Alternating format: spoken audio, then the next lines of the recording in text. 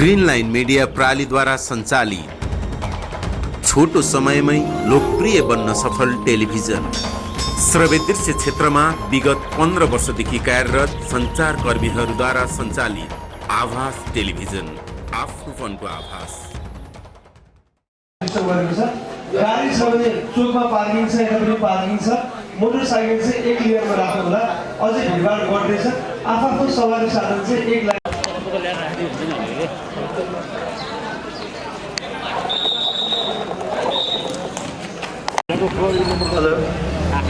Hello. समय पनि निकै नै गइसकेको छ र फेरि म सञ्चालक हुँ, तसर्थ म धेरै भूमिका नबालिकन कार्यक्रमलाई सरासर अगाडि लिएर जाने प्रयत्न गर्दैछु।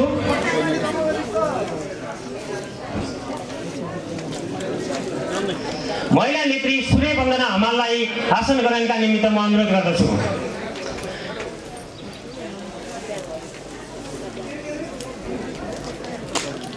देवघाट क्षेत्रीय विकास समितिका अध्यक्ष कमरेड बद्री अधिकारीज्यूलाई आसन ग्रहणका निमित्त अनुरोध गरे। कमरेडहरू, आजभन्दा 3 वर्ष अगाडि हाम्रा आदरणीय नेता, तपाईँ हामी सबैको चिर परिचित, कुनै पनि समयमा कुनै पनि हावाको झोकाले नछुने अविचल र अटल हाम्रो आदरणीय नेता जागृत प्रसाद भेटवाललाई हामीले गुमायौँ। उहाँको सम्झना हाम्रो मन मस्तिष्क र दिमागमा अझै पनि ताजा छ। यतिखेर उहाँलाई हामी सम्झना गरिराखेका छौँ। जेपी कमरेडले देखाएको बाटोमा अघि बढ्नुको मूल मान्यता र तात्पर्य के हुन्छ भन्ने लाग्छ भने मलाई अहिले हाम्रो मूल साध्य के हो? हामी साधनको पछाडि दौडिने होइन, हाम्रो मूल साध्य के हो? काम के गर्ने हो? त्यो कामको पछि दौडिने मूल कुरा हो। उहाँले हामीलाई सिकाएर जानुभएको मूल कुरा मलाई कस्तो लाग्छ भने उहाँको काखमा बसेर मैले धेरै पटक भात खाएको छु। धेरै पटक उहाँको काखमा बसेर मैले भात खाएको छु। उहाँले हामीलाई सिकाएको कुरा कामको पछाडि दौड, नामका पछाडि होइन। नाम त काम सँगसँगै कामको पछि नाम आउँछ। तसर्थ उहाँ लगायत यो राजनीतिक आन्दोलनलाई, यो सामाजिक आन्दोलनलाई यहाँसम्म पुर्याउनका निमित्त यो धरतीमा रगतको कुर्बान गर्नुहुने सम्पूर्ण ज्ञात अज्ञात शहीदहरूप्रति 1 मिनट मौन धारणका निमित्त अतिथि लगायत सम्पूर्ण कमरेडहरूलाई उठ्नका निमित्त सुरु।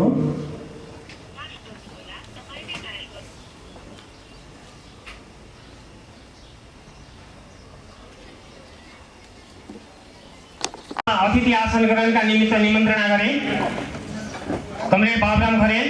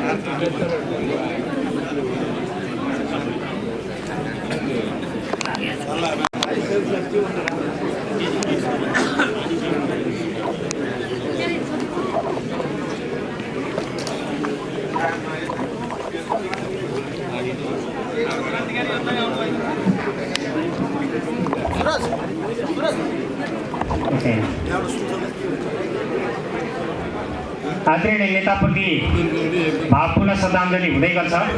हामी कार्यक्रमलाई पुनः अगाडि बढाउने अनुमति चाहन्छौँ र यसपछि हाम्रो राष्ट्रिय गान र अन्तर्राष्ट्रिय गानको सेड्युल रहेको छ। हजुर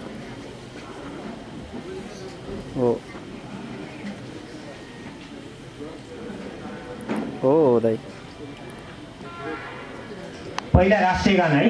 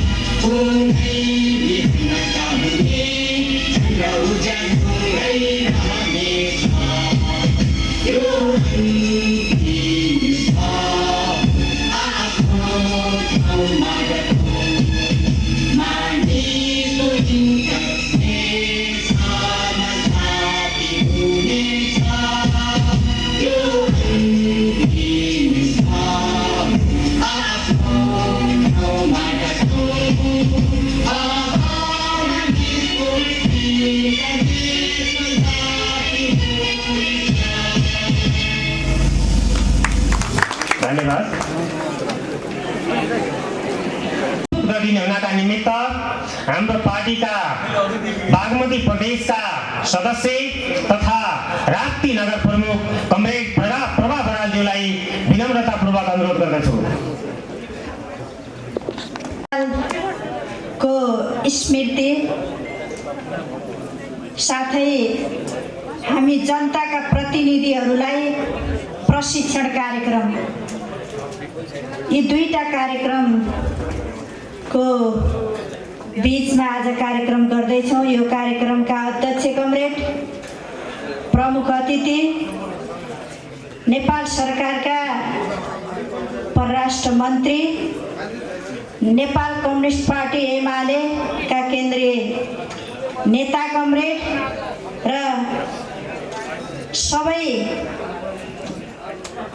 पक्षले, सबै हिसाबले साँच्चीकै कम्युनिस्टको एउटा नेतामा हुनुपर्ने गुण बोक्दै आउनुभएका हामी नेपाली जनताका आदरणीय नेता कमरेड प्रदीप घेवालीज्यू,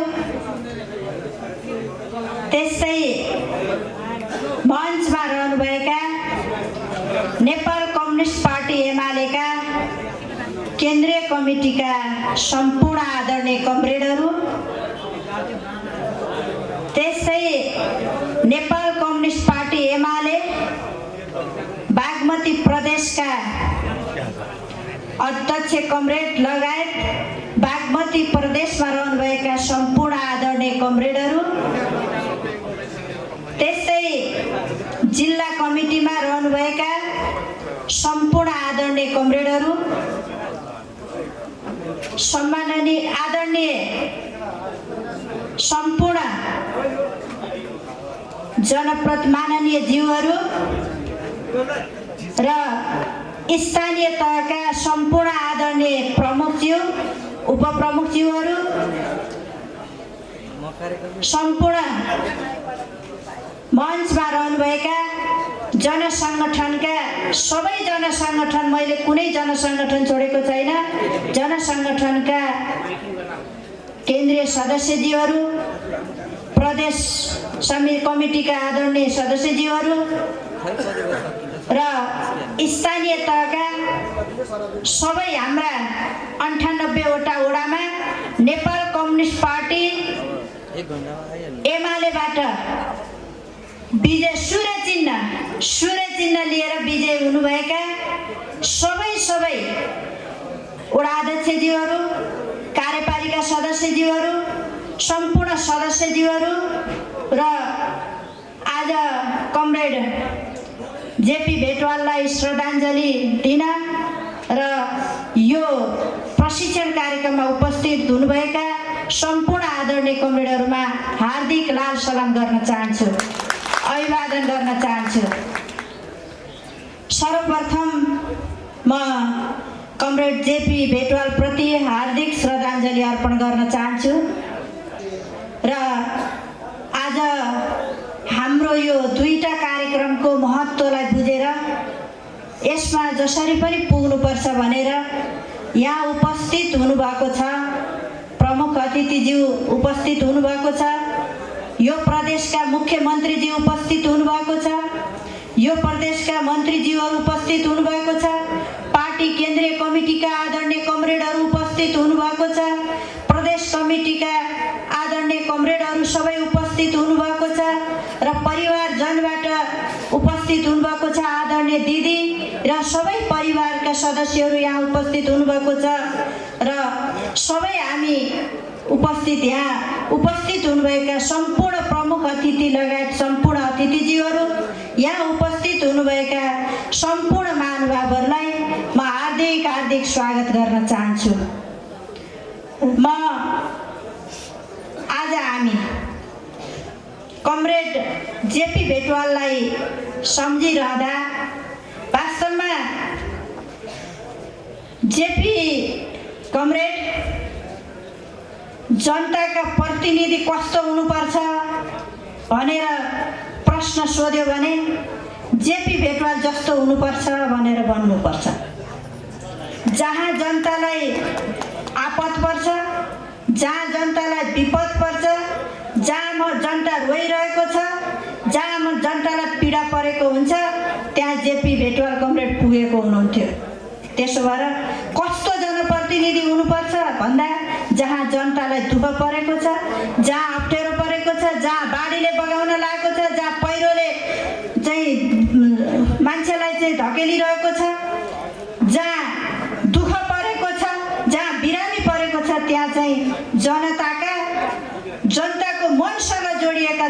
जनप्रतिनिधि पुग्नुपर्छ भन्ने व्यक्तित्व आउनुहुन्थ्यो।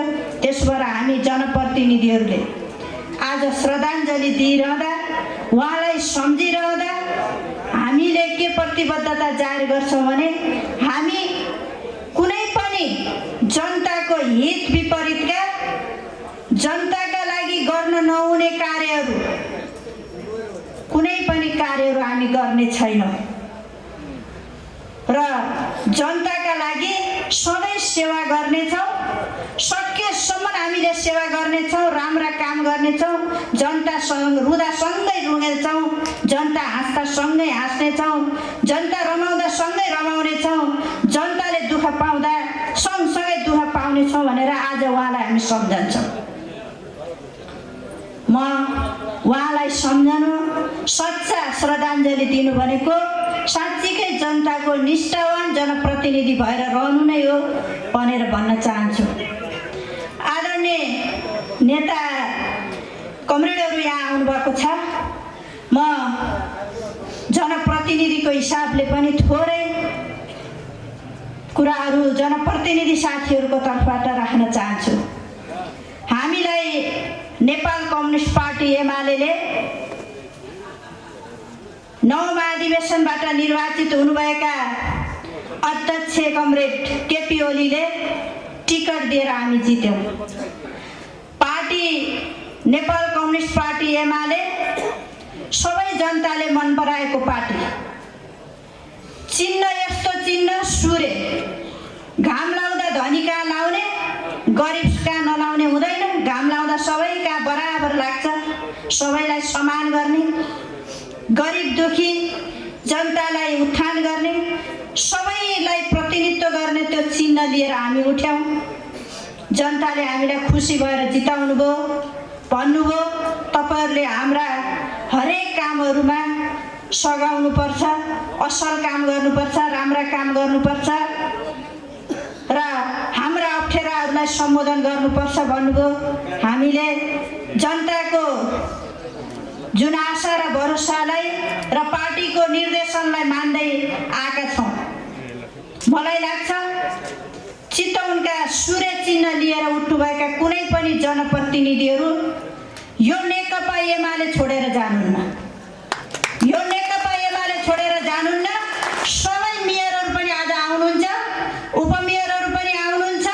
सूर्य चिन्ह नेकपा एमाले दिएको निर्देशन बमोजिम उहाँहरू अगाडि बढ्नुहुन्छ र जनताका लागि सबै जनप्रतिनिधिले काम पनि गर्नुभएको छ। वडा अध्यक्षहरूले गर्नुभएको छ, कार्यपालिका सदस्यले गर्नुभएको छ, वडा सदस्यहरूले गर्नुभएको छ र जनप्रतिनिधिहरूले सकेसम्म नेकपा एमाले निर्देशन गरेको जुन सुखी नेपाली समृद्ध नेपाल बनाउनको लागि अनवरत रूपबाट लाग्नु भएको छ।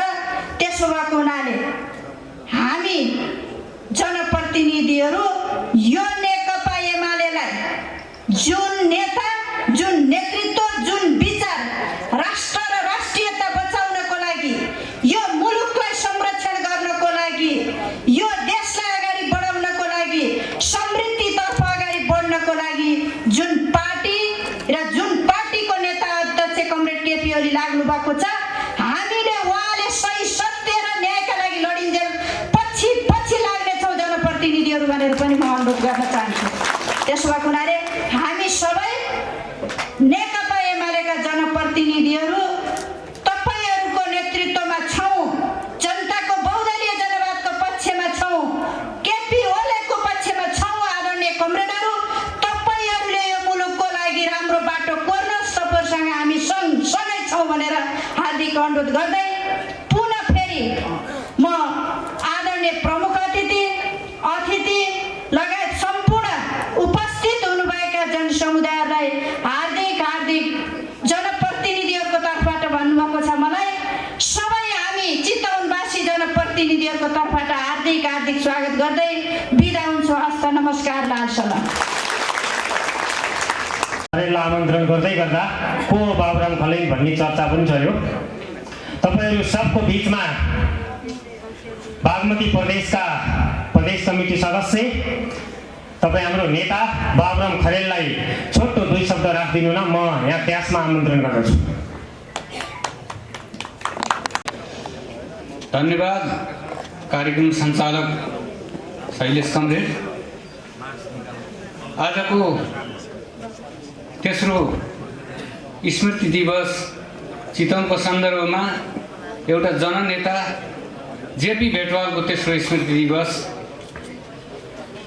उपलक्ष्यमा आयोजित यस कार्यक्रमका सर्वदलीय अध्यक्ष कमरेड, यस कार्यक्रमका प्रमुख अतिथि, मेरो साँच्चै भन्ने हो भने 35-36 देखि मलाई पार्टीमा हिँडाले मेरो राजनीतिक गुरु हो। उहाँ कमिटीको नेता, त्यो कमिटीको कतिपय कमिटीमा म सदस्य भएर सँगसँगै झोला बोकेको हिँडेको एउटा सहयोद्धा, एउटा राष्ट्रिय व्यक्तित्व र धेरै सम्भावना बोकेको आदरणीय यस कार्यक्रमका प्रमुख अतिथि, नेकपा एकीकृत मार्क्सवादी लेनिनवादीका नेता, परराष्ट्र मन्त्री कमरेड प्रदीप गेवालीज्यू र यस कार्यक्रममा उपस्थित बागमती प्रदेशका सह इन्चार्ज कमरेड काशीनाथ अधिकारीज्यू र केन्द्रका सबै वरिष्ठ नेताहरू, आदरणीय सम्मानित बागमती प्रदेशका मुख्यमन्त्रीज्यू र सम्पूर्ण प्रदेश, जिल्ला र स्थानीय निकायका कमिटीमा आबद्ध कमरेड महानुभावहरू र सम्पूर्ण उपस्थित पत्रकार मित्रहरू लगायत सबैमा मैले हार्दिक क्रान्तिकारी अभिवादन व्यक्त गर्न चाहन्छु। म मेरो राजनीतिक जीवनको सुरुवात कोके हुँदै नेकपा माले हुँदै 7औं बुटोलको महाधिवेशनसम्म देवी कमरेड यही हुनुहुन्छ। म महाधिवेशन प्रतिनिधिसम्म भएको, बिचमा हाम्रो प्रदीप कमरेडसँग कुरा गरेँ, यताउता भइयो, तपाईँलाई चाहिँ धुरी मानेर म अगाडि बढ्न पर्ने मान्छे, अब के भयो यताउता भइयो, अब यसो मेसो मिलाउने हो भनेर म फेरि नेताहरूको पछाडि कुद्नी दौड्नी, अब कुरा अलिअलि त भएको थियो। ढ्याक्कै निर्णय होला, शैलेश कमरेडले बोलाइहाल्नु होला, मैले भनेको थिइनँ। मैले त हाम्रो परराष्ट्र मन्त्रीज्यूलाई एकपटक टाइम मिल्छ भने भेट गराउनुहोस् है भन्ने हिसाबले आएको। अब कोही डिसिजन गर्नुपर्ने अवस्थामा आइयो। म मूल प्रभावमै छु, म कम्युनिस्ट आन्दोलनको मूल प्रभावमै छु। अब यहाँ प्रश्न आउलान्, तपाईँ नजिक भएर अगाडि बढेका साथीहरूले अब धेरै आक्रामक अभिव्यक्तिहरू अब उसमा आउन सक्छन्, फेसबुकमा आउन सक्छन् र सामाजिक सञ्जालमा आउन सक्लान्, ठिकै छ, कोही बात छैन। म एउटा राष्ट्रवादी नेताको, स्वाधीनताको लडाइँको नेताको रूपमा दमवाला नेता मदन भण्डारी पछि केपी कमरेड नै देखा पर्नुभयो। जे गरे पनि एउटा आँट र जाँगर, त्यो हामी क्याडर बेस मास पार्टी हो। हाम्रो पार्टी अहिलेको कम्युनिस्ट पार्टी क्याडर बेस मास पार्टी भएको हुनाले मासलाई डोर्याउँदै हिँड्न सक्ने तिलस्मी करिश्मा भएको नेता मध्ये केपी नै हो। एउटा वेब र लहर राष्ट्रव्यापी रूपमा आउँछ भन्ने कुरो हिजैबाट मलाई लागिरहेको थियो, मैले भन्ने पनि गर्थेँ। त्यसैले अब साथीहरू, अब समय छोटो छ, नेता कमरेडहरूका चाहिँ प्रशिक्षणमूलक कार्यक्रमहरू बाँकी नै छन्, मैले धेरै समय लिनु हुँदैन। अब ठिकै छ, जहाँ बसुन्जेल जो जहाँ जान पनि हुन्छ, जनताको निम्ति बनिएका पार्टीहरू हुन्। कसैको चाहिँ यो भाग खोज्न आयो भनेर कसैले नसम्झने, क्षमता र योग्यताको आधारमा जिम्मेवारी लिँदै र अगाडि बढ्दै जाने हो। त्यसो भएको हुनाले अब एउटा कम्युनिस्ट पार्टीको सिपाहीको हिसाबले म कुनै यहाँ छैन, मेरो केही कुरा छैन। म बिना शर्त अब मूल प्रभावबाट अगाडि बढ्ने नै हो। यही कुरा मैले यहाँ राख्न चाहन्छु र अन्त्यमा पुनः जेपी कमरेडलाई सलाम छ, नमन छ, धेरै सर्वोच्च सम्मान व्यक्त गर्दै म आफ्ना 2 शब्द यही अन्त्य गर्छु। हस्त, धन्यवाद, नमस्कार। जिल्ला समन्वय समिति चितवनका सभापति कमरेड कृष्ण कुमार ढलाकोटीज्यू, तपाईँ हाम्रो बिचमा आइपुग्नु भएको छ। उहाँलाई मञ्चमा आसन ग्रहण गरिदिन अनुरोध गर्दछु। त्यसपछि कालिका नगरपालिकाका प्रमुख भोपनारायण श्रेष्ठ गोपी दाई तपाईँ हाम्रो बिचमा आइपुग्नु भएको छ। उहाँलाई मञ्चमा आसन ग्रहण गरिदिन म हार्दिक अनुरोध गर्दछु।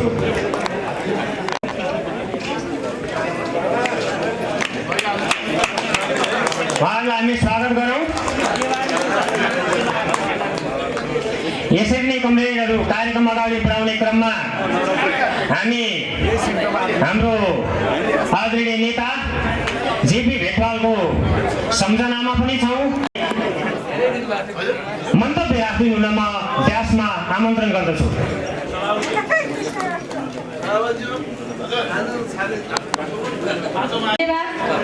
कार्यक्रम सञ्चालकज्यूलाई आज नेकपा एमाले चितवन जिल्ला कमिटीद्वारा आयोजित जेपी भेटवाल स्मृति सभाको अध्यक्षता गरिरहनुभएका अध्यक्षज्यू, आज यस कार्यक्रमका प्रमुख अतिथि नेपाल सरकारका परराष्ट्र मन्त्री, नेकपा एमालेका प्रवक्ता, आज यस कार्यक्रमका आकर्षक प्रदीप नेवालीज्यू, माननीय मुख्यमन्त्री बागमती प्रदेशका माननीय मुख्यमन्त्री डोनमणि पौडेलज्यू, बागमती प्रदेश कमिटीका नेकपा एमाले बागमती प्रदेश कमिटीका अध्यक्ष पोखरेल कमरेड आनन्द प्रसाद पोखरेलज्यू, मञ्चमा आसन ग्रहण गरिरहनुभएका मैले अति र आदर र सम्मान गर्नुपर्ने पार्टीको उच्च ओहदामा बसेर आफ्नो उच्च भूमिका निर्वाह गरिरहनुभएका आदरणीय कमरेडहरू र विभिन्न नगरपालिकाबाट आउनुभएका प्रमुख उपप्रमुखज्यूहरू, वडा अध्यक्षज्यूहरू, वडा सदस्यज्यूहरू, मेरा वृद्ध आमा बुवाहरू, महिला दिदीबहिनीहरू, युवा सङ्घका साथीहरू, अखिल नेपाल महिला सङ्घका दिदीबहिनीहरू, विभिन्न पेसामा आबद्ध पेसाकर्मी आदरणीय दाजुभाइ तथा दिदीबहिनीहरू, आज जेपी भेटवाललाई सम्झेर अपार माया गरेर जेपी भेटवाल हामी माझमा नभए पनि उहाँले दिएका विचारहरू, उहाँले दिएका मार्गहरू सधैँ हामी अनुसरण गर्नेछु भनी प्रतिबद्धता लिएर आउनुभएका सम्पूर्ण न्यायप्रेमी चितवनवासी आदरणीय जनताहरूलाई म मेरो व्यक्तिगत तर्फबाट र सिङ्गो भेटवाल परिवारको तर्फबाट म हार्दिक न्याय अभिवादन व्यक्त गर्न चाहन्छु। आज यस श्रद्धाञ्जली सभामा हामी भेटवाल परिवारलाई पनि यस जिल्ला कमिटीले सम्झेर तपाईँहरूसँग हातेमालो गरेर स्वर्गीय जागृत प्रसाद भेटवाललाई सँगै एकै ठाउँमा एउटै छाना मुनि बसेर सम्मान गरिदिनुको मौका दिनुभएकोमा सर्वप्रथम त म यो आयोजक कमिटीलाई म हृदयदेखि नै हार्दिक आभार व्यक्त गर्दछु। समाज परिवर्तनका लागि, समतामूलक समाज निर्माण गर्नको लागि धेरै कम्युनिस्ट पार्टीहरूको यहाँ स्थापना भए, धेरै दलहरू खुले। त्यसमा पनि परिवर्तित समाजको लागि नेपाली जनताले कम्युनिस्ट पार्टी नै रोजे। त्यही रोज्दा रोज्दै पनि अझै पनि जनताको बुलन्द आवाज लिएर हिँड्ने, जनतालाई सुख दुःखमा साथ दिने, न्यायप्रेमी जनताहरूको माग सम्बन्धी ठाउँमा लगेर पुर्याउने पार्टी भनेर नेकपा एमालेलाई नि यहाँका जनताहरूले, नेपाली जनताले रोजे त्यो पार्टी हो नेकपा एमाले। नेकपा एमालेको स्थापना हाम्रा नेपाल कम्युनिस्ट पार्टीका संस्थापक कमरेड पुष्पलालदेखि आज हाम्रो श्रद्धेय अध्यक्ष केपी ओली सक्षम आइपुग्दा पनि धेरै चुनौतीहरू आए, धेरै उतार चढावहरू आए, धेरै समस्याहरू आए, धेरै उकाली ओह्रालीहरू आए। त्यस्ता समस्याहरूसँग जुझ्दै कुनै पनि चुनौतीसँग घुँडा नटेकेर आएका समस्यालाई एकपछि अर्को गर्दै समाधान गरेर विश्वको इतिहासमा लोकतान्त्रिकरण सहित नेपाल कम्युनिस्ट पार्टीको आन्दोलन सशक्त बनाउनको लागि इतिहासमा नाम लेख्न सफल हाम्रा जननेता कमरेड मदन भण्डारीज्यू, नेकपाका पहिलो प्रधानमन्त्री, नेपालीहरूको मन मस्तिष्कमा बस्न सफल हाम्रो श्रद्धेय नेता मनमोहन अधिकारीलाई हामीले सम्झिनै पर्छ। त्यही सम्झिने उल्लेखमा उहाँहरूको त्यो सामाजिक अभियानमा, त्यो उहाँहरूको जुन अभियानमा हजारौँ कार्यकर्ताहरू, नेताहरू जन्मिए, उहाँहरूको त्यो अभियानमा सारा नेताहरू, कार्यकर्ताले साथ दिए, कति शहीद भए, कति अज्ञात शहीद भए। त्यसमा हजारौँ कार्यकर्ता मध्ये एउटा न्यायप्रेमी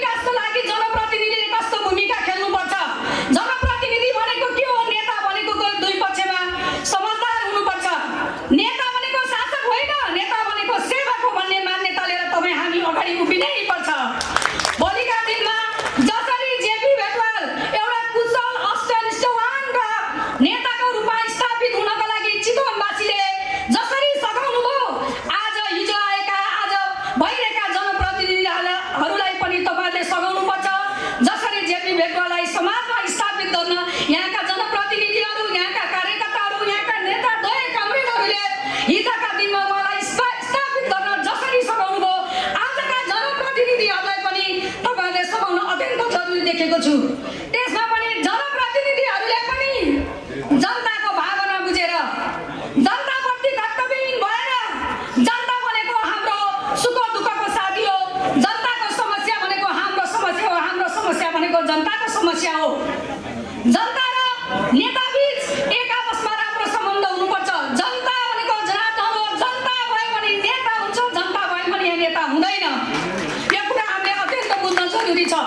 जनता भनेको हाम्रो न्यायालय हो, हामीलाई कुन ठाउँमा पुर्याउने, कुन स्थान दिने, कसरी मूल्याङ्कन गर्ने भन्ने कुरा सबै जनताको हातमा भर पर्छ। जनतालाई मर्यादित ठाउँमा राखेर जनताको सम्मानसाथ, जनताको भावना अनुसार कुनै पनि कुरामा जसरी जेपी बेटवालले जनताको ढुकढुकीमा गएर जनताको मनमा पसेर जनताको एउटा सेवा भएर काम गर्नुभयो। आजका जनप्रतिनिधिहरूले, नेता कमरेडहरूले पार्टीको उच्च ओहदामा बसेर नेतृत्व गरिरहनुभएका यहाँ आदरणीय कमरेडहरू हुनुहुन्छ। उहाँहरूलाई म यही भन्न चाहन्छु, भोलिका दिनमा पनि हामी एक आपसमा सम्मेलन गरेर गयो भने सुखी नेपाली समृद्ध चितवन हुन कुनै पनि बेर लाग्दैन। अझै पनि मैले देखिरहेको छु जेपी बेटवालले दिएको शिक्षा, जेपी बेटवालले दिनुभएको सन्देशहरू, उहाँले दिनुभएको हरेक कुराहरूलाई यहाँका जनप्रतिनिधिहरूले, यहाँका नेताहरूले अनुसरण गरेर गइरहेको कुरा मैले देखिरहेको छु। विकासका कामहरूमा तीव्र गतिमा गइसकेको छ चितवन जिल्ला। कुनै पनि जिल्लाले चितवन जिल्लालाई अब भेट्न सक्दैन। एउटा उदाहरणको रूपमा चितवन जिल्ला अब स्थापित भइसकेको छ। यो सबै दिन हिजोको नेता कमरेड जेपी बेटवालको पनि थियो जस्तो लाग्छ। मैले उहाँको बारेमा धेरै व्याख्या गर्नुभन्दा नि आदरणीय अग्रज कमरेडहरू हिजोका दिनमा उहाँहरू सँगै जनताको घर दैलोमा सहयात्री भएर एउटै थालमा खाएर दुःख सुखका कुरा गरेर हिँड्नुभएका अग्रज कमरेडहरू हुनुहुन्छ। उहाँले अवश्य पनि कमरेड जेपी बेटवालको बारेमा बताउनुहुन्छ भन्ने कुरा मैले विस्तृत विश्वास लिएकी छु। र अर्को कुरामा के भन्न चाहन्छु भने अहिले हामी अति नै दुःख अवस्थामा छौँ।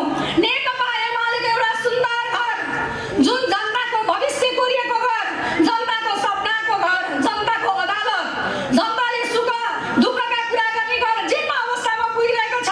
तर खबरदार, यो घरलाई कुनै पनि हालतमा हामीले भत्किन दिनु हुँदैन।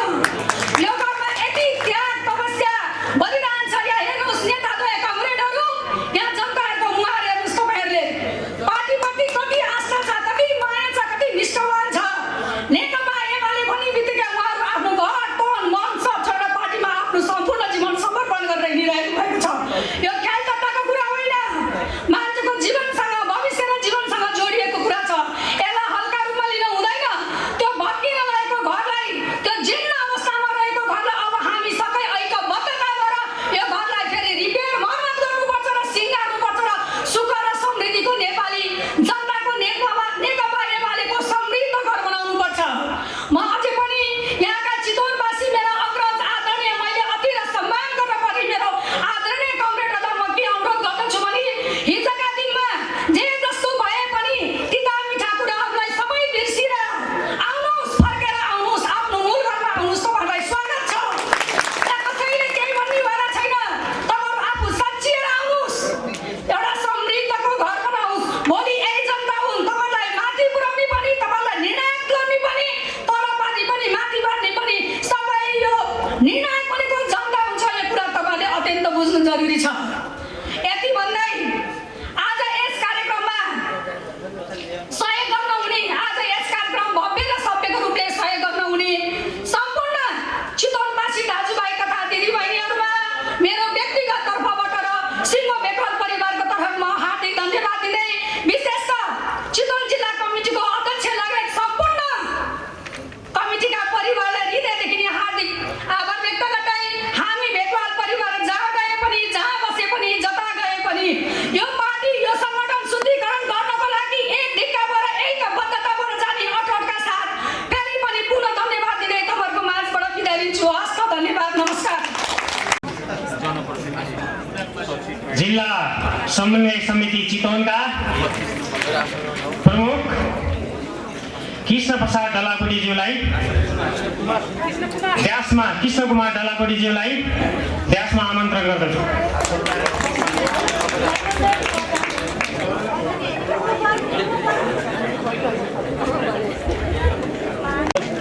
धन्यवाद। कार्यक्रम सञ्चालक श्रद्धेय नेकपा एमाले चितवन जिल्ला कमिटीका श्रद्धेय सचिव कमरेड कमरेड जेपी भेटवालको तेस्रो स्मृति दिवस सन्दर्भमा आयोजित जनप्रतिनिधि तथा कार्यकर्ता प्रशिक्षण समारोहका श्रद्धेय अध्यक्ष कमरेड,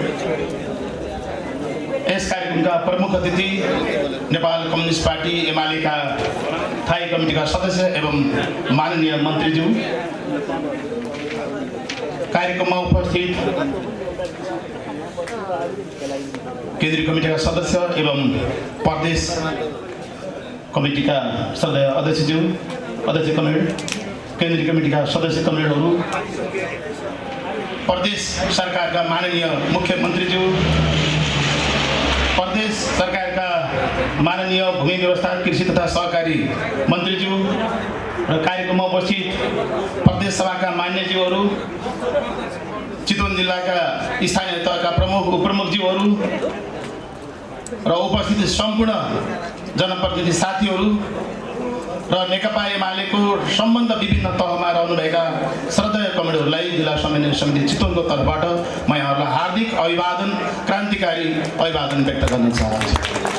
धेरै भन्नु केही पनि छैन। हाम्रो विशेष गरेर आज हाम्रो नेताहरूको अहिले हाम्रो यो पार्टीको असाध्यै सङ्कटकालीन अवस्थामा पार्टी केन्द्रका नेताहरूको, हाम्रो माननीय मुख्यमन्त्रीज्यूको धेरै कुराहरू हामीलाई सुन्न हामी हतार छौँ।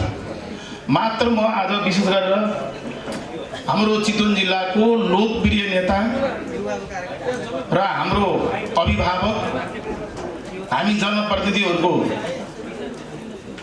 एउटा मार्गदर्शक स्वर्गीय कमरेड जेपी भेटवालको यो तेस्रो स्मृति दिवस हामी मनाइरहँदाखेरि, उहाँलाई सम्झिरहँदाखेरि म चाहिँ फेरि अहिले पनि 41-42 सालतिर फर्केर जेपी भेटवालकै घरमा मैले मेरो श्रद्धेय भाउजू देखिरहेको छु। सृजनाहरू यत्र थिए, प्रकाशहरू, त्यो घरको याद आयो मलाई आज भाउजूको अगाडि देखिँदाखेरि। तत्कालीन हाम्रो पार्टी नेकपा एमाले जनपक्षीय उम्मेदवार उठाए पञ्चायत पालामा। नेपालका 5वटा हाम्रा श्रद्धेय नेताहरू निर्वाचित हुनुभयो।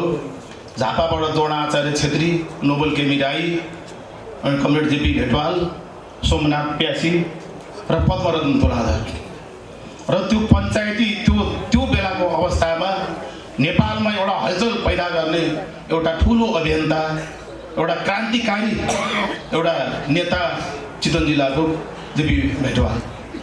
हामीलाई सधैँ हामीलाई मार्गनिर्देश गर्नुहुन्थ्यो, कमेडी यसरी हिँड्नुपर्छ भन्नुहुन्थ्यो।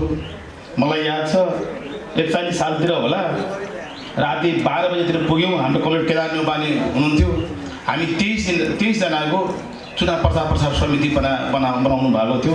यतातिरको जयमल कुमार, थम्बहादुर पुन लगायत हामीहरू चिनबहादुर लामा अहिले हामी बिच हुनुहुन्न लगायत हामी 23 जनाको समिति बनाएका थियौँ। हामी चुनावमा 1 वर्ष अगाडि नै हामी निर्वाचनमा होम्यौँ। प्रकाश पत्रिकाको सम्पादक हुनुहुन्थ्यो कमरेड जेपी भेटवाल। अनि उहाँको सानो पर्चामा 2टा लाइन थियो। म त्यो सुनाउन आज सान्दर्भिक हुन्छ। विकासको पूर्व शर्त जनसहभागिता, जनसहभागिता पूर्व शर्त जनअधिकार भन्ने नाराको साथ चाहिँ त्यो बेला हामी चुनावमा गएका थियौँ। विकासको पूर्व शर्त जनसहभागिता, जनसहभागिता पूर्व शर्त जनअधिकार भन्ने त्यो बेलाको सानो चिज बोकेर हामी हिँड्थ्यौँ। अनि मलाई शक्तिखोर, जुटपानी, पिठुवा तत्कालीन गाउँ पञ्चायतहरूको जिम्मा लगाइएको थियो। कतिवटा बिहार जेपी भेटवाल 7 बजीतिर लुखुर सानो यत्रो झोला बोकेको, पछौरा ओढेको पातलो मान्छे अनि सुसी आउनुभयो। मेरो घरमा 8 जना साथीहरू हुनुहुन्थ्यो। म एउटा जिम्मेदार परिवारको नाति, सामन्त परिवारमा बसेको। अब बाउ 22-23 सालदेखि 46 सालमा प्रधान हुन्छ। पञ्चायतका चाहिँ चुनाव प्रचारमा आउँदाखेरि यतात्र तिग्रा भएका मोटा गाडी चढेका लाठो बोकेका मान्छेहरू आउँथे। लिखित उमेर आउँदाखेरि मसँग भएका साथीले भन्यो, यो मान्छेले चुनाव जित्दैन, तामझामै छैन, गाडी चढाएको छैन, अगाडि पछाडि कुनै लठे तर्के लगाएकै छैन, लुकुलुकु छेउछेउबाट आयो, कहाँ दिन्छ कि हिँड्छ चुनाव भनेर त्यो हिसाबले मूल्याङ्कन थियो। र पछि हाम्रो आदरणीय दीपक कर्मचारी हुनुहुन्छ। अनि मैले त्यो बेला म एउटा सबको नाम पनि सम्झिन चाहन्छु। मजिदार थनी शहीद युनिभर्सिटी क्याम्पस काँडा पढ्नुहुन्थ्यो। तिमी कमरेडलाई धेरै कुरा थाहा छ। अब काशी चन्द्र त हाम्रो चितवन जिल्लाको संस्थापक नेता मध्येको शालीन भद्र नेता, उहाँलाई धेरै थाहा छ। हामी पारी गैँडाकोट वारी जेपी भेटवाललाई दिउँ एउटा भोट भनेर गीत गाउँदै महिला थानीले छाता चुनाव चिन्ह थियो। हामी चितवन जिल्ला अहिले जस्तो एउटा पालिका 2टा पालिका 7वटा 10वटा वार्डको क्षेत्र हुन्थ्यो। सिङ्गो चितवन माडीदेखि लोथरसम्म इच्छाकामा सधैँ एउटै क्षेत्र सबैको भागेर पुग्नु पर्थ्यो। तर अथक योद्धा कहिले थकाइ मान्नु भएन।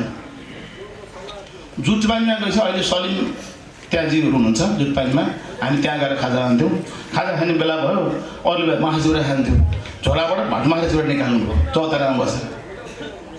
अनि त्यहाँ पनि मान्छेहरू के भन्नुभयो, सांसदको उम्मेदवार उठ्याछ झोलाबाट झिकेर भटमासु चिउरा खान्छ, कस्तो उम्मेदवार होला भनेर पनि मान्छेले त्यसरी मूल्याङ्कन नै गर्थ्यो।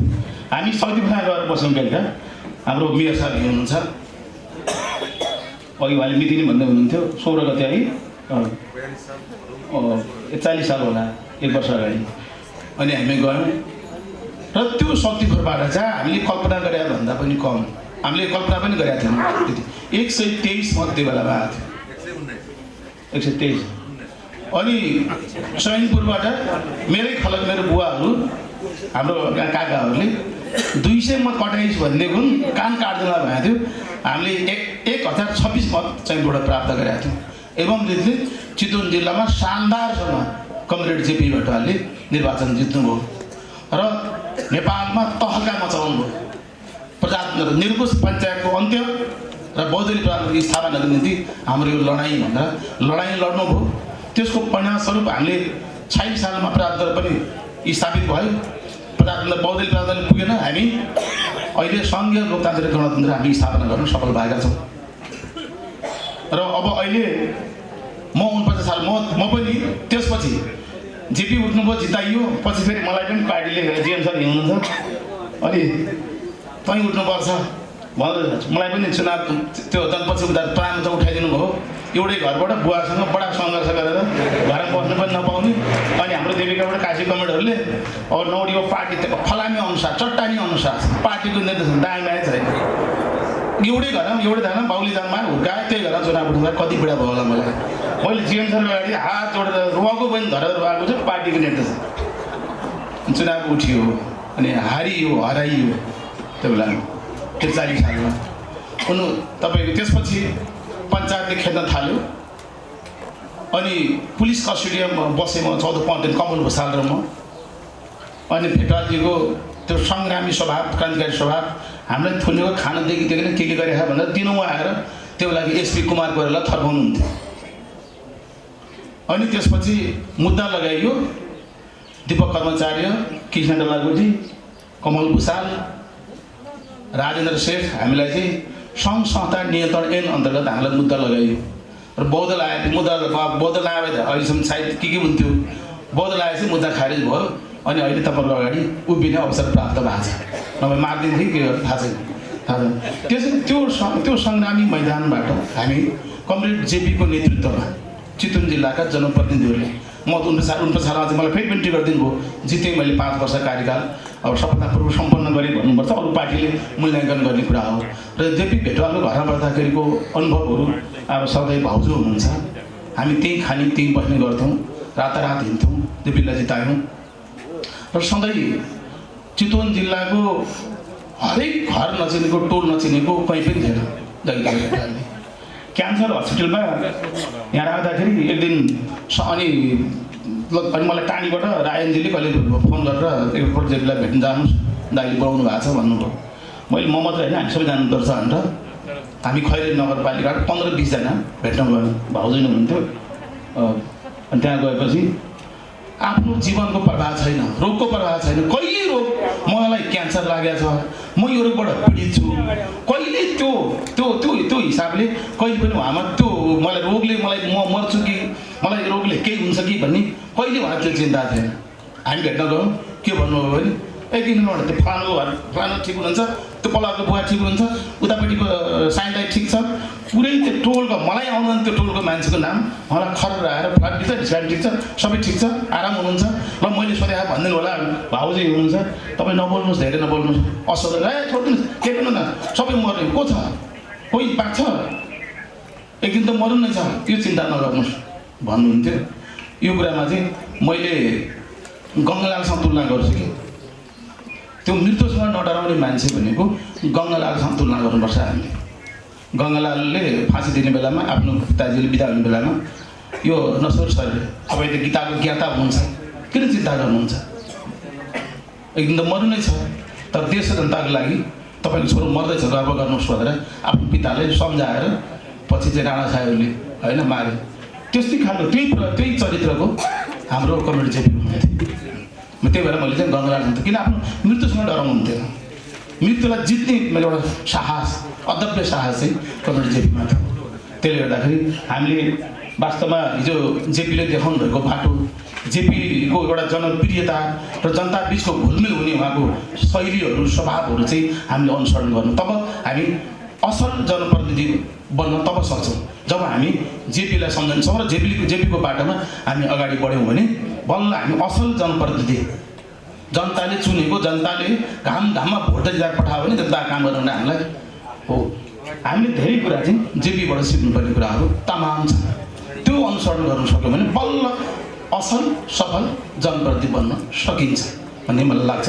कमरेड जेपीको विषयमा मैले यति राखेँ। अरू कुरा अब हाम्रो अलिकति राजनीतिक कुरा नै गर्नुपर्छ होला। अब सधैँ थाई कमिटीको सदस्य कमरेड आउनु भएको छ, अब लगायत अब काशी कमरेड हाम्रो प्रदेश कमिटीको अध्यक्ष कमरेड सबै आउनु भएको छ, उहाँको धेरै कुरा सुन्नु छ।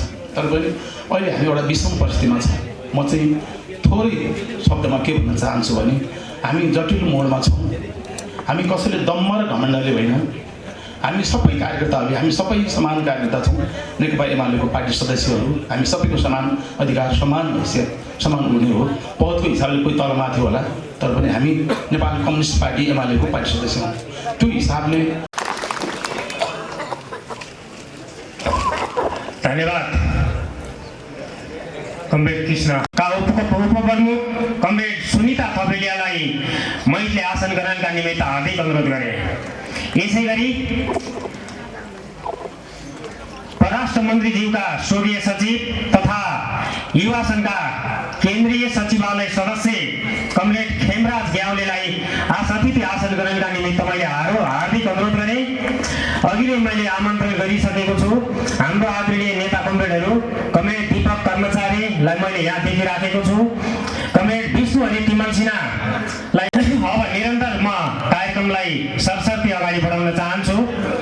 तपाईँ हामी अलि प्रतीक्षा नै गरिराखेका छौँ। घाम छ, गर्मी पनि छ, अलिअलि हावा त चल्या छ, तर समय पनि निकै दौडिसकेको छ। अब हामी कार्यक्रमलाई ढिलो नगरिकन हाम्रा प्रमुख नेता कमरेडहरू, वक्ता कमरेडहरूलाई म आमन्त्रण गर्नेछु।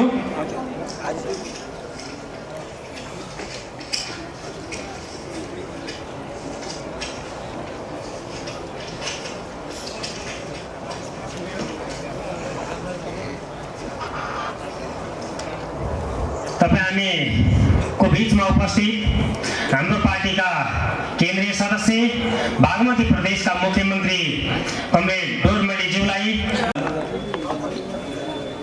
यस कार्यक्रमका सभाध्यक्षज्यू, आजका प्रमुख अतिथि नेकपा एमालेका श्रद्धेय शालीन र आदर्शवान नेता, नेपाल सरकारका परराष्ट्र मन्त्री श्रद्धेय प्रदीप गेवाली कमरेड, ड्यासमा बस्नुभएका सबै कमरेडहरू, अगाडि बस्नुभएका सबै कमरेडहरू सबै आदरणीय हुनुहुन्छ, सबै सम्मानित हुनुहुन्छ। म यहाँहरू सबैलाई हार्दिक अभिवादन गर्न चाहन्छु, हार्दिक सम्मान प्रकट गर्दछु।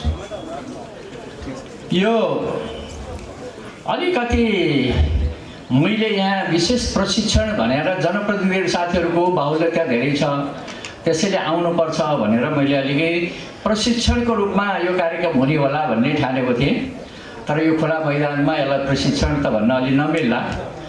अब त्यसैले मैले थोरै कुरा एउटा जनप्रतिनिधिको हैसियतले, जनप्रतिनिधि भन्दा कस्तो हुनुपर्छ भन्दा कमरेड जागृत प्रसाद भैटवाल, जसको स्मृति दिवस, तेस्रो स्मृति दिवस हामी आज मनाउन गइरहेका छौँ र उहाँप्रति हार्दिक श्रद्धाञ्जली अर्पण गर्न चाहन्छु। र मैले उहाँका विषयमा धेरै कुरा भन्नुपर्छ भन्ने मलाई लाग्दैन, किनहरू तपाईहरू आफै चितवनवासी हुनुहुन्छ, मैले भन्दा बढी जागृत साथ भेटवाललाई बुझ्ने मान्छेहरू तपाईहरू हुनुहुन्छ। तथापि एउटा योद्धाको हिसाबले, एउटा सहयात्रीको हिसाबले, पार्टीमा निरन्तर काम गरेको हिसाबले र उहाँप्रतिको नैकट्यता जुन थियो र त्यसले एउटा आदर्शवान व्यक्ति बन्नको निमित्त प्रेरित गर्थ्यो। र जनप्रतिनिधि कसका लागि? जनताका लागि। हामी केका लागि जनप्रतिनिधि भएका छौँ? जनताका काम गर्नको निमित्त, जनताको सेवा गर्नको निमित्त, जनताको मन मस्तिष्कमा बस्ने हामी जनप्रतिनिधि बस्नुपर्ने, त्यही अनुसारको भूमिका हामीले निर्वाह गर्नुपर्छ। र त्यो आदर्श व्यक्ति भनेको जागृत साथ भेटवाल हुनुहुन्थ्यो। तपाईँ हामी सबैले उहाँबाट यी कुराहरू सिक्न जरुरी छ। मैले जनप्रतिनिधिको हिसाबले तपाईहरुलाई केही कुरा राख्न चाहन्छु। हामी जनताद्वारा निर्वाचित जनप्रतिनिधि हौं, त्यसैले हामी जहिले पनि जनतापट्टि फर्किनुपर्छ।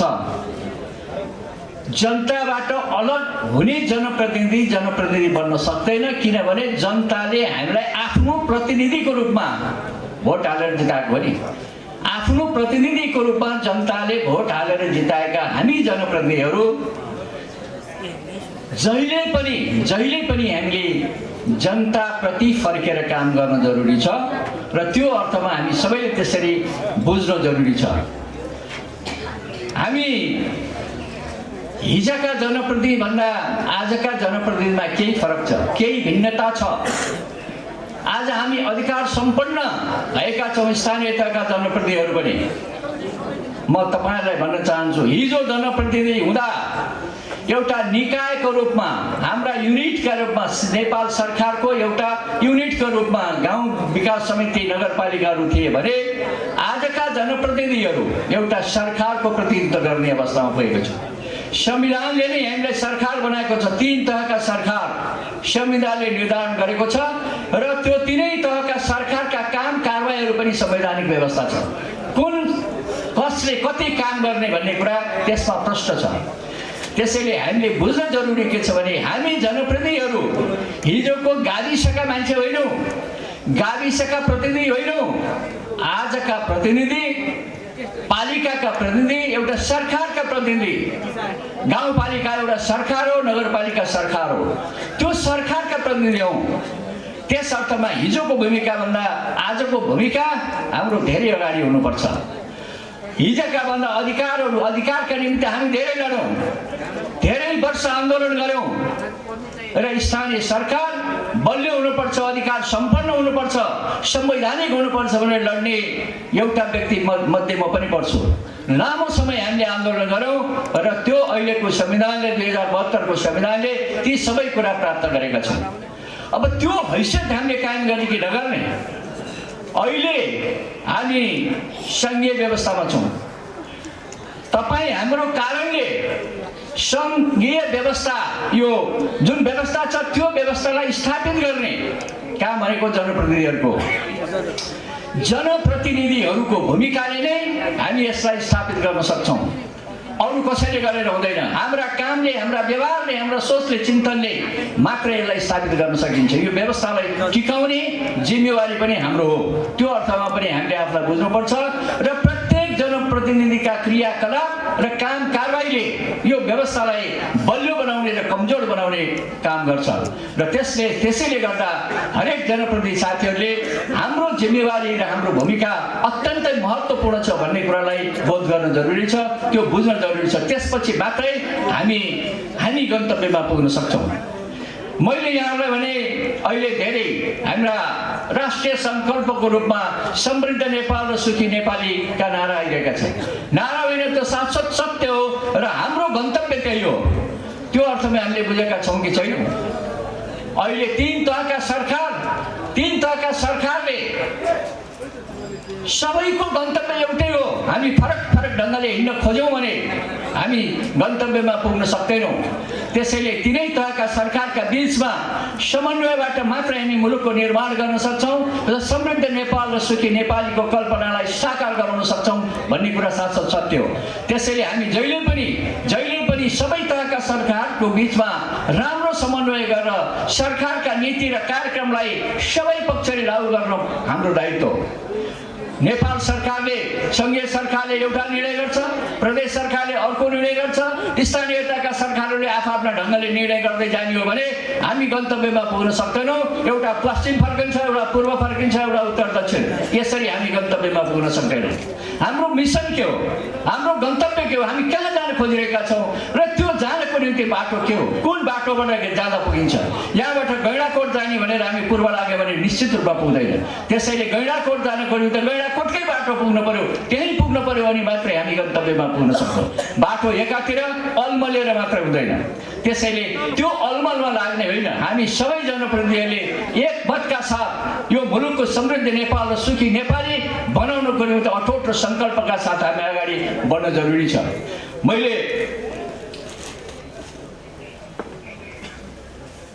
हामी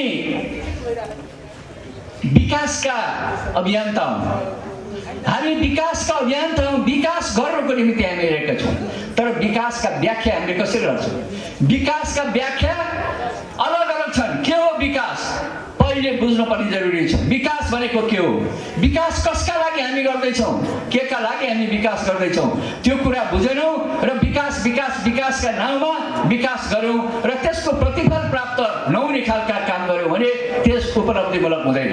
त्यसैले मैले के भन्छु भने म जहाँसुकै भन्छु, पहिले त विकासका बारेमा हामी प्रश्न हुनु पर्यो। हामीले देखेको विकास र हामीले सुनेका विकास र वास्तवमा गर्नुपर्ने विकासमा फरक छ। तपाईँ हामीले देखेको विकास केवल भौतिक विकास मात्र होइन। भौतिक विकासले मात्रै हामीलाई समृद्ध बनाउन सक्दैन। ठुला ठुला सहरहरूमा धेरै तल्ले घरहरू देखेर यो विकास हो भन्नुहुन्छ भने त्यो गलत हुन्छ। भौतिक विकास एउटा पाटो हो, एउटा पार्ट हो, समृद्धिको एउटा पाटो। तर समग्र पक्षको विकास नभइकन हामी समृद्ध हुन सक्दैनौँ, समृद्ध नेपाल बन्न सक्दैन। सबै पक्षको विकास हुनुपर्छ, सामाजिक पक्षको विकास हुनु पर्यो, सांस्कृतिक पक्षको विकास हुनु पर्यो, मानसिक विकास हुनु पर्यो। सबै कुरामा विकास भएपछि मात्रै हामी विकास बन्न सक्छौँ। सामाजिक पक्षलाई एकातिर पन्छाएर भौतिक विकासमा मात्र कुरा गऱ्यौँ भने हामी गन्तव्यमा पुग्न सक्दैनौँ। त्यो विकास अधुरो रहन्छ, त्यो अपुरो रहन्छ। त्यसैले त्यस बारेमा हामी प्रश्न हुन जरुरी छ। हामी विकास गर्दैछौँ, विकास यो अर्थमा गर्छौँ कि विकासबाट हामी परिणाम लिन्छौँ, विकास यो अर्थमा गर्छौँ कि विकास गरिसकेपछि जनताले अनुभूत गर्न पाउनुपर्छ। जनताले अनुभूत नगर्ने, कुनै परिवर्तन नगर्ने विकासले विकास आउँदैन। हामी नेपाल कम्युनिस्ट पार्टी एमालेका कार्यकर्ता हौँ। हामी अहिले जनताको बहुदलीय जनवादलाई आत्मसात गरेर त्यही मार्गदर्शक सिद्धान्तका रूपमा हामी अगाडि बढिरहेका छौँ। जनताको बहुदलीय जनवादले भन्छ, के भन्छ? रूपान्तरण, आर्थिक रूपान्तरण, सांस्कृतिक रूपान्तरण। यदि हामीले त्यो बाटो गएनौँ भने, त्यो आर्थिक र सामाजिक रूपान्तरण गर्न सकेनौँ, समाजलाई परिवर्तन गर्न सकेनौँ र समाजको अवस्था जस्ताको तस्तै रह्यो भने अनि त्यो विकास अगाडि बढ्न सक्दैन। त्यसैले आर्थिक सामाजिक रूपान्तरणको लागि हामीले काम गर्नुपर्छ। हाम्रा हरेक स्टेपहरू, हाम्रा कदम कदम तपाईँ जनप्रतिनिधि साथीलाई म भन्छु, तपाईँले गर्ने प्रत्येक विकासले एक फड्को भए पनि त्यो रूपान्तरणको पक्षमा जाओस्। एक फड्को, एक स्टेपमा चाहिँ त्यसले विकास गर्नुपर्छ र त्यो हामी तब मात्रै त्यसले चाहिँ विकासको प्रतिफल दिन्छ। हामी केवल विकासका नाउँमा कतिपय ठाउँमा विनाश गरिरहेका हुन्छौँ, त्यो हामीले ख्याल गर्दैनौँ। कति हामीले इन्भेस्ट गर्छौँ, लगानी गर्छौँ, त्यसको परिणाम के आउँछ त्यो हामी हेर्दैनौँ। प्रतिफल के दिन्छ हेर्दैनौँ। कसैका आग्रहमा, कसैका भनाइमा जम्मै विकासका नाममा रकमहरू खर्च गर्ने काम हामीले गरेका छौँ। हामी जबसम्म व्यवस्थित विकास गर्न सक्दैनौँ, जबसम्म योजनाबद्ध विकास गर्न सक्दैनौँ, तबसम्म विकास हुँदैन। त्यो अर्थमा पनि बुझ्नुपर्छ। र अर्को कुरा, स्थानीयका जनप्रतिनिधिहरूको प्राथमिकता के हो हाम्रो प्राथमिकता, त्यो नबुझिकन हामी विकासका कुरा गर्छौँ। स्थानीय तहका जनप्रतिनिधिहरूले आधारभूत कुरा, आधारभूत तहका जनताहरूमा पुर्याउनु पर्ने विकास एउटा भनेको आधारभूत भनेको जस्ता खाने पानी, बिजुली, बत्ती, सडक, यी आधारभूत कुरा हो। आधारभूत कुरा पुर्याउने एउटा पक्ष हो भने समृद्ध नेपाल र सुखी नेपाली बनाउने एउटा ठुलो अभियान, त्यो अभियान भनेको व्यापक रूपमा आर्थिक विकास विकास गर्ने हो, आर्थिक विकासका एजेन्डाहरू ल्याउने हो, आर्थिक विकासका निमित्त काम गर्ने हो, ठुला ठुला काम गर्ने हो। हामी कतिपय सबै सम्पूर्ण चिजमा हामीले बुझेका छौँ, सबै आयातमुखी छौँ, हामीले कुनै वस्तु निर्यात गर्न सक्दैनौँ, सबै चिज चितवनमा बस्छौँ अनि भारतबाट आएका गोलबडाहरू हामी खान पर्ने स्थिति छ, तरकारी बाहिरबाट आउने स्थिति छ। यी तमाम कुराहरूलाई आयात होइन अब निर्यात गर्ने ढङ्गबाट कार्यक्रमहरू अगाडि बढाउनु छ। म तपाईँलाई भनौँ, प्रदेश सरकार, सङ्घीय सरकार र सबै तहका सरकारहरूको एउटै अभियान हो। प्रदेश सरकारले अहिले जम्मा 3 वर्ष भयो, तपाईँलाई लाग्ला 3 वर्षमा धेरै कुरा हुन सक्थ्यो भनेर म आग्रह गर्न चाहन्छु। हामी प्रदेश सरकारको बन्दा केही पनि थिएन, बल्ल बल्ल हामीले चकटीमा बसेर काम सुरु गरेका हौँ। न बस्ने ठाउँ थियो, न कुनै केही थियो, न चाहिँ हामीसँग कानुन थियो। कानुन नभइकन कलम चोप्ने ठाउँ पनि थिएन।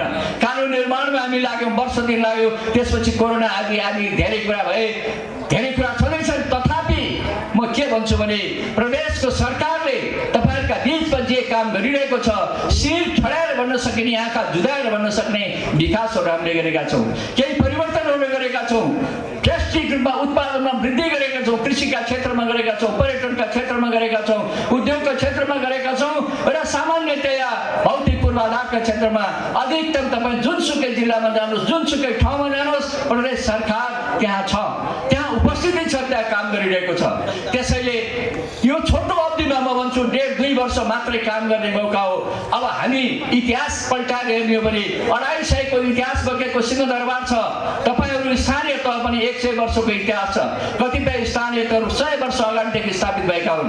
त्यो 100 वर्ष र 250 को इतिहास बोकेको सरकारसँग जम्मा 1.5 वर्षको काम गरेको प्रदेशलाई तपाईँले तुलना गर्नुभयो भने होला त्यहाँ कमी कमजोरी देखेला, नगरेको देखेला।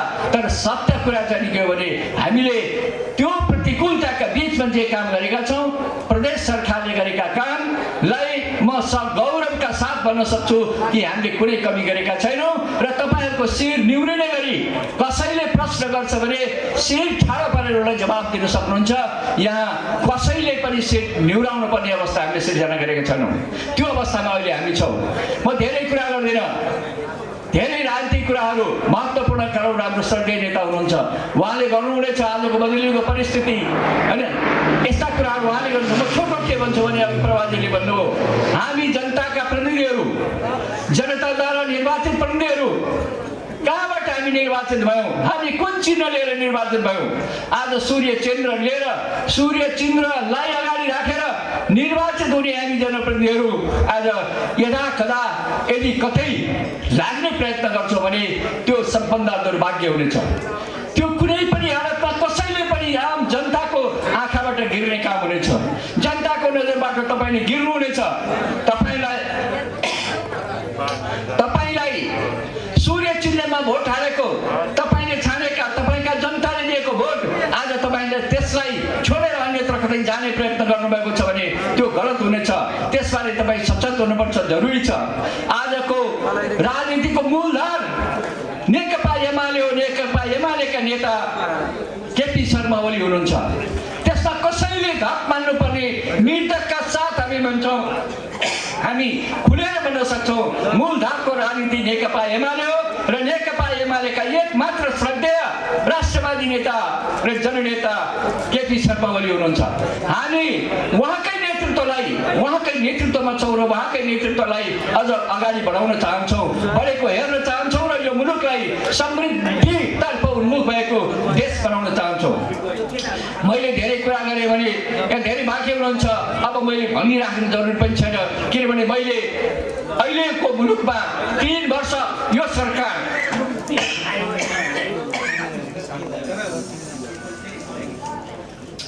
अहिले सङ्घीय सरकार पनि 3 वर्ष भयो, प्रदेश सरकार, हामी सबै भनौँ न, हामी सबै तहका सरकारहरू 3 वर्ष पुग्यो, पुग्दैछ, पुग्यो 3 वर्ष पुग्यो।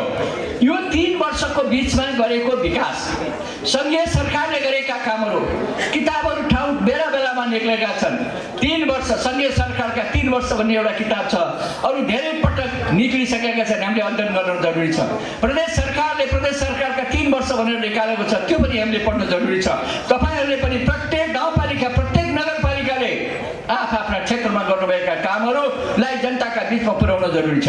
हामी काम गर्छौँ तर प्रचार प्रसार गर्दैनौँ। हो, त्यो सबभन्दा कमजोरी हाम्रो रह्यो। हामीले गरेका कामहरूलाई प्रचार गरिदिने कुनै ठाउँ छैन, प्रचार गरिदिने माध्यम छैन। मिडियाहरूले सधैँभरि नेगेटिभ मात्रै हाम्रो कानमा बिहान उठ्ने बित्तिकै बेलुकासम्म नेगेटिभ खबरहरू आउँछन्। त्यसले कतिपय आम कार्यकर्ताहरूमा, आम जनताका बिचमा त्यसले भ्रम फैलाउने काम गरेको छ। यहाँहरूलाई म आग्रह गर्न चाहन्छु, हामी जसले बुझेका छौँ हामीले यी सबै कुराहरूलाई भ्रष्टताका साथ जनताका बिचमा लैजान जरुरी छ। हामीले गरेका विकासका कामहरूलाई भ्रष्टताका साथ जनतामा लैजान जरुरी छ। त्यसो भयो भने मात्रै सरकारले गरेका कामहरूको बारेमा जनतालाई बुझाउन जरुरी छ। त्यसो भयो भने मात्रै जनताले सरकारले के काम गरेको छ भन्ने कुरा बुझ्न सक्नुहुन्छ। त्यसैले हामी फेरि भन्छु, हामी हरेक गाउँपालिका, हरेक नगरपालिकालाई मैले ठाउँ ठाउँमा गएर भनेको छु, यस्ता भेलाहरूमा सबै जनप्रतिनिधिको भेला, इन्डोर कार्यक्रमहरूमा म भन्छु हामीमा एउटा अहम पनि छ। कतिपय गाउँपालिका, नगरपालिकाहरूले आफूलाई नै सर्वशक्तिमान, मभन्दा ठुलो कोही पनि छैन, अथवा सिंहदरबारमा बस्ने केपी ओली र ममा केही फरक छैन भन्ने आवाज पनि सुनेको छु। त्यो भने के? सिंहदरबार पनि एउटा शक्ति हो, एउटा सरकार हो र म पनि एउटा सरकार हुँ। त्यसैले मैले कुनै कुरा मान्नु पर्दैन भन्ने खालका कुरा गर्ने जनप्रतिनिधिहरू पनि देखियो। ती पनि भेटे। मलाई दुःख लाग्छ, सिंहदरबारसँग आफूलाई दान्ने हैसियत हामीले कहाँबाट लिएर कसका मानु खाएर कसरी त्यो संस्था चलिरहेको छ। म तपाईँलाई भन्छु, हामी स्वायत्त भन्छौँ, अधिकार सम्पन्न भन्छौँ, हामी अझ पुगेका छैनौँ। खै हामीसँग स्रोत? तपाईँको नगरपालिका, गाउँपालिकाको 2 करोड स्रोत छ कि छैन, 5 करोड स्रोत छ कि छैन, तर तपाईँ अरब रुपियाँ 60, 70, 75 करोड रुपियाँ आउँछ कहाँबाट? त्यो त सरकारले दिएर आउने हो। त्यसैले हामीले त्यो गर्व गरेर हामी सबै थोक हौँ र यो सरकार केही पनि होइन भन्ने गलत चिन्तन कसरी बोक्नु भएको छ भने त्यसलाई बदल्न जरुरी छ। र यो साझा प्रयत्न सबै तहका सरकारहरूको साझा प्रयत्नबाट, केन्द्रीय सरकारबाट प्राप्त गरेका अनुदानबाट हामी चलेका छौँ। अनि त्यही अनुदान, केन्द्रीय सरकारले दिएको अनुदानबाट हामी चल्ने, अनि हामी कम्पेयर तुलना चाहिने केन्द्रीय सरकारसँग गर्ने गलत कुरा चाहिँ नगर्नु होला। अब म एउटा नयाँ कुरा भन्छु, हामीले परिवर्तनका कुरा गऱ्यौँ, रूपान्तरणका कुरा गऱ्यौँ, हामीले आफूलाई रूपान्तरण गऱ्यौँ कि गरेनौँ, त्यहाँ छ जरुरी कुरा। हामीले आफूलाई कति परिवर्तन गऱ्यौँ? कुरा मात्र गऱ्यौँ कि कामले परिवर्तन गऱ्यौँ? के गऱ्यौँ? हाम्रा काम गर्ने शैलीमा कति परिवर्तन गऱ्यौँ? हाम्रा विकास र निर्माणका योजना निर्माण गर्ने कुरामा कति परिवर्तन गऱ्यौँ? हाम्रा चिन्तनमा कति परिवर्तन गऱ्यौँ हामीले? अनि हामी हिजो जे थियौँ त्यही छौँ, हामीले हिजो जे गर्थ्यौँ त्यही कुरा गरिरहेका छौँ। त्यसमा कुनै फरक छैन, कुनै परिवर्तन छैन। काम गर्ने शैली तपाईँको त्यही छ, त्यही परम्परागत शैलीमा काम गर्नुहुन्छ। नयाँ कुरा केही गर्नुहुन्न भन्नुहुन्छ। परिवर्तन अनि रूपान्तरण, परिवर्तन हुन्छ कसरी? जबसम्म हामीले आफूले आफूलाई परिवर्तन गर्न सक्दैनौँ, मैले मलाई परिवर्तन गर्न सकिनँ भने तपाईँहरूलाई परिवर्तन हुनको निम्ति म भन्न पनि सक्दिनँ। त्यसैले हामीले आफूलाई सच्याउन जरुरी छ, आफूलाई परिवर्तन गर्न जरुरी छ, हाम्रा कमी कमजोरीलाई सच्याउन जरुरी छ। मैले तपाईँलाई भने यो लामो लिगासी धेरै वर्ष शताब्दीदेखि चलिरहेको ब्युरोक्रेसीका बिचमा बसेर हामीले काम गर्नुपर्छ। उहाँहरूको चिन्तन, उहाँहरूको मानसिकता, उहाँको काम गर्ने शैलीमा हामीले थोरै पनि परिवर्तन गर्न सकेका छैनौँ। हिजो जसरी गर्दै आएको एउटा काम, एउटा फाइललाई फटफट गर्न महिनौदेखि 3 महिना लाग्ने अवस्था यद्यपि छ, अहिले पनि छ। अहिले पनि हामी त्यही संस्कारमा, त्यही अनुसार काम गरेका छौँ। त्यसैले मैले जनप्रतिनिधि साथीहरूलाई के भन्छु भने हाम्रा काम गर्ने स्टाइलले परिवर्तन गर्नुहोस्, हाम्रा काम गर्ने तौर तरिकालाई परिवर्तन गर्नुहोस्। कसरी छिटो गर्न सकिन्छ त्यो गरौँ। हामीले निर्माण गर्ने बजेट हामी के गर्छौँ? तपाईँ एउटा नीति र कार्यक्रम ल्याउनुहुन्छ, नीति र कार्यक्रम पास गर्नुहुन्छ, अनि बजेट बनाउनुहुन्छ। त्यो बजेट बन्दाखेरि त्यो नीति र कार्यक्रममा मैले के लेखेको छु भन्ने कुरा बिर्सिदिनुहुन्छ। चटक्क केही पनि छैन, त्यसमा केही छैन। नीति र कार्यक्रममा हाम्रो सहरलाई पर्यटकीय सहर बनाउने मैले एउटा उदाहरण दिन खोजेँ। यो सहर कृषि र पर्यटनसँग जोडेर यसको विकास गर्ने भन्छौँ, तर त्योसँग शीर्षकमा एक पैसा पनि राखेका हुँदैनौँ। हो, यस्तो गल्ती हामीले, मैले अघि नै भने, हामी कस्ता सहर, कस्तो गाउँपालिकाको परिकल्पना गरेका छौँ। त्यहाँ के उत्पादन हुन्छ, त्यहाँको के को विकास गर्दाखेरि त्यहाँका स्थानीय जनताको विकास हुन्छ भन्ने कुरालाई गम्भीरताका साथ लिएर त्यो क्षेत्रमा फोकस गर्नुपर्ने काम हामी गर्दैनौँ। त्यहाँ जे छ आफ्ना ढङ्गले विकास भनेको त मैले के बुझेँ भने अहिले यो 3 वर्षको बिचमा तपाईँहरू जो विकास लिन जानुहुन्छ, ल भन्नुहोस् कसैले बाटो भन्दा बाहेक कसैले विकासै माग्दैन। हामी डालोमा पैसा लिएर बसेका छौँ, आउनुहोस् न कृषिमा काम गर्नुहोस् भन्छौँ, कोही तयार हुँदैन। आउनुहोस् न पर्यटनमा काम, कोही तयार, केलाई चाहियो बजेट भन्दा गाउँपालिकाको अध्यक्ष गए पनि बाटो चाहियो, सदस्य गए पनि बाटो चाहियो, मेयर गए पनि बाटै चाहियो। बाटो भन्दा बाहेक मानव यो कुनै विकासै होइन, विकास गर्नै चाहँदैनौँ हामी। अनि ठुला परिवर्तनका कुरा गरेर तपाईँका घर घरमा गल्ली गल्लीमा हो हिलोमा हिँड्नु पर्यो तपाईँलाई 1 महिना 2 महिना, बर्खा त 10 महिना त सुक्खै हुन्छ नि। त्यो 2 महिना हिलोमा हिँड्ने बाटोको निमित्त तपाईँ करोडौँ रुपियाँ लगानी गर्न तयार हुनुहुन्छ, तर करोडौँ रुपियाँ लगानी गरेर एउटा ठुलो काम गर्ने कुरा, हजारौँलाई रोजगारी दिने कुरा, रोजगार हुन सक्छ भन्ने कुरा, त्यस्ता प्रोजेक्टहरू केही पनि आउँदैनन् भनेपछि हामीले कुरा मात्र गरेर हुँदैन, सबै कुरा हामीले आफूलाई परिवर्तन गर्नुपर्छ। हामीले काम गर्ने कुरामा पनि परिवर्तन गर्यौँ भने मात्रै अनि हामी परिवर्तन गर्न सक्छौँ। अब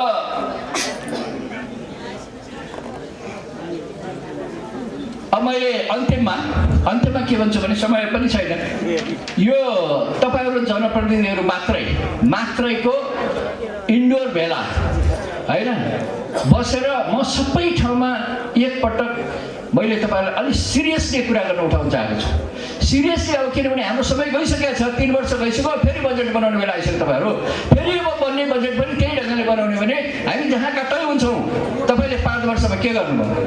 तपाईँ बाहिर निक्लिँदाखेरि तपाईँलाई जनताले सोधेर त्यो फलानुको घरदेखि फलाना घरसम्म बाटो बनाइ भनेर हुन्छ? परिवर्तन के गर्नुभयो? विकास के गर्नुभयो? देखिने विकास के गर्नुभयो? होइन, त्यसले समाजलाई, त्यसले देशलाई, तपाईँको नगरलाई, तपाईँको गाउँलाई के दियो भन्ने कुरा त दिन पर्यो नि, देखाउनु पर्यो नि। केही छैन, हुँदैन हामीसँग। 5 वर्ष जस्तो आयौँ त्यस्तै गयौँ। अनि धेरै कुरा आए, धेरै परिवर्तन भए, राजनीति परिवर्तन भए, कहाँबाट कहाँ पुग्यो, गणतन्त्रमा पुग्यो, सङ्घीय लोकतन्त्र गणतन्त्रमा पुग्यो। मान्छे चाहिँ कहाँ छ? जहाँको तैँले जो पञ्चायतकालमा जसरी हामी काम गर्थ्यौँ, अनि काम गर्ने शैली त्यही छ, अनि व्यवस्था धेरै अगाडि, मान्छे धेरै पछाडि। यो परिस्थिति अहिले छ। मैले तपाईँलाई आग्रह गर्छु, तपाईँ हामी भनेको संहिताको मुटु हो, मर्म हो, होइन, आत्मा हो। यदि तपाईँ हामीले यो संहितालाई बलियो बनाउनु छ भने हामीले काम गराउनुपर्छ। स्थानीय तहको भूमिका अत्यन्तै ठुलो छ, महत्त्वपूर्ण भूमिका छ। अहिले कोरोनामा तपाईँहरूले देखाएको भूमिकाले सरकार चित खाएको छ। हामीले गर्न नसक्ने, सरकारले गर्न नसक्ने कुराहरू स्थानीय सरकारले गरेको छ। त्यो प्रश्न अनुभूत भएको छ।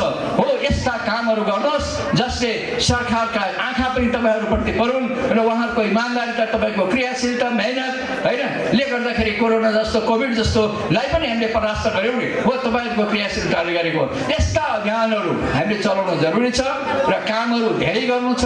समय थोरै छ, थोरै समयमा धेरै काम गर्नुपर्ने भएको हुनाले अब जनप्रतिनिधिले सुतेर बस्ने, निधाएर बस्ने बेलै छैन। अब कुनै हालतमा छैन। तपाईँहरू सुत्न पाउनुहुन्न, बोल्न पाउनुहुन्न, काम गरेर देखाउनु पर्छ। यो म आग्रह गर्दै बागमती प्रदेश सरकार, फेरि एकपट्टि भन्छु, बागमती प्रदेश सरकार तपाईहरूको अत्यन्त नजिकको सरकार हो। तपाईँले कुनै टाढा ठोस सोच्नु पर्दैन। सरकार सधैँभरि तपाईँको साथमा छ, सहयोग गर्न तयार छ, काम गर्न तयार छ। त्यस अर्थमा पनि यहाँले बुझिदिनु हुनेछ। र अन्त्यमा यो कार्यक्रममा म फेरि श्रद्धेय मेरा आदरणीय नेता जागरण प्रसाद भेटवालप्रति हार्दिक श्रद्धाञ्जली अर्पण गर्न चाहन्छु र यो कार्यक्रममा आमन्त्रण गर्ने आयोजक साथीहरूलाई पनि हार्दिक धन्यवाद दिन चाहन्छु। र तपाईँ जनप्रतिनिधि लगायत यहाँ उपस्थित हुनुभएका सबैप्रति हार्दिक कृतज्ञता ज्ञापन गर्दै म बिदा हुन्छु। धन्यवाद, नमस्कार।